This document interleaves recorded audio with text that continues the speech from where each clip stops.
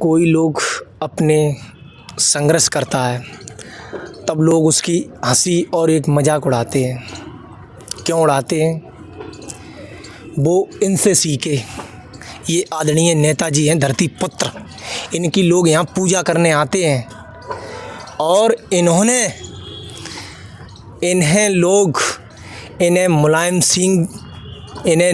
सिंह नहीं बोलते हैं, इन्हें आदरणीय अपना भगवान बोलते हैं और इन्हें धरती पुत्र का नाम इन्हें जनता ने दिया है।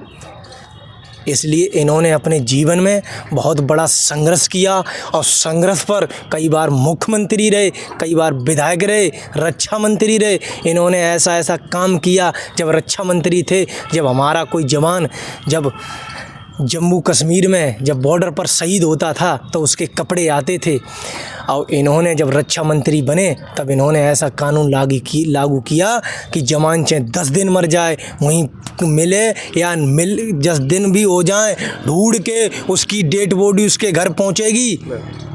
ऐसा काम किया था नेताजी ने। तभी इन्हें लोग आज धरती पुत्र और इन्हें क्या क्या बोलती है। इन्हें लोग यहाँ पूजा करने आते, दर्शन करने आते हैं। अब हमसे ज़्यादा ये जो इंजीनियर प्रवीण हैं, जो मैनपुरी के भोगांव विधानसभा के जो सचिव हैं, इनके पार्टी समाजवादी पार्टी के एक जुझारू, एक कद्दावर, एक ईमानदार निष्पक्ष नेता हैं। इनसे पूछेंगे। नमस्कार सर। नमस्कार। जब हमारे नेताजी रक्षा मंत्री बने थे, प्रधानमंत्री बनते बनते रह गए, कई कारण हुए। वो कारण पता नहीं कुछ रहे होंगे नेताजी के ज़माने में।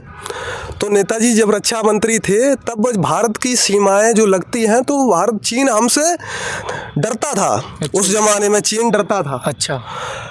तो चीन को नेताजी ने अंदर घुसेर दिया था, 10 किलोमीटर अंदर।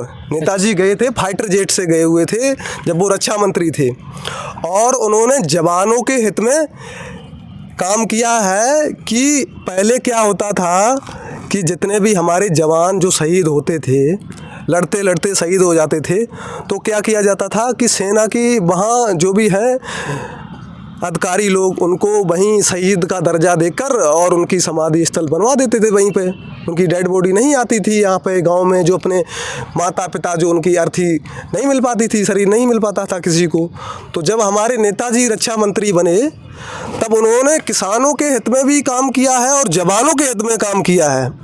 तो जो भी जवान शहीद होगा वो गाँव में उस माँ के पास पहुँचेगा जिस माँ ने अपने लाल को बड़ा करके उसे देश की सेवा के लिए लगाया है, देश की सेवा में बलिदान होने के लिए दिया है। जिस वीर जवान को अपने माँ ने अपने लाल को दिया है, और वो लाल अगर वो वहीं शहीद हो जाए, अगर वो लौट के घर वापस ना आ जाए तो उसे कितनी दिक्कत होगी।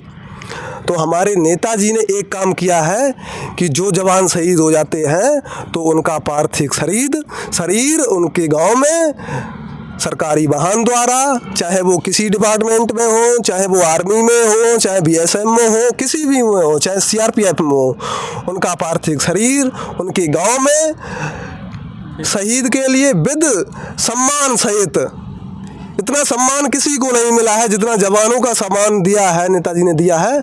विद सम्मान के सहित गांव में भेजा जाता है। हमारे नेताजी ने बहुत ही अच्छा कार्य किया है। जनता उनसे बेहद लगाव रखती है और उन्हें भगवान का दर्जा देती है। हम लोग तो मानते ही हैं, हम समाजवादी लोग हैं, इसलिए उन्हें भगवान का दर्जा देते हैं। लेकिन जितने भी और भी जनता है, जो समाजवादी पार्टी के कार्यकर्ता छोड़कर और भी जितनी भी जनता है, वो आदरणीय नेताजी को अपना भगवान मानती है। और वो गरीबों के मसीहा तो हमेशा से ही रहे हैं।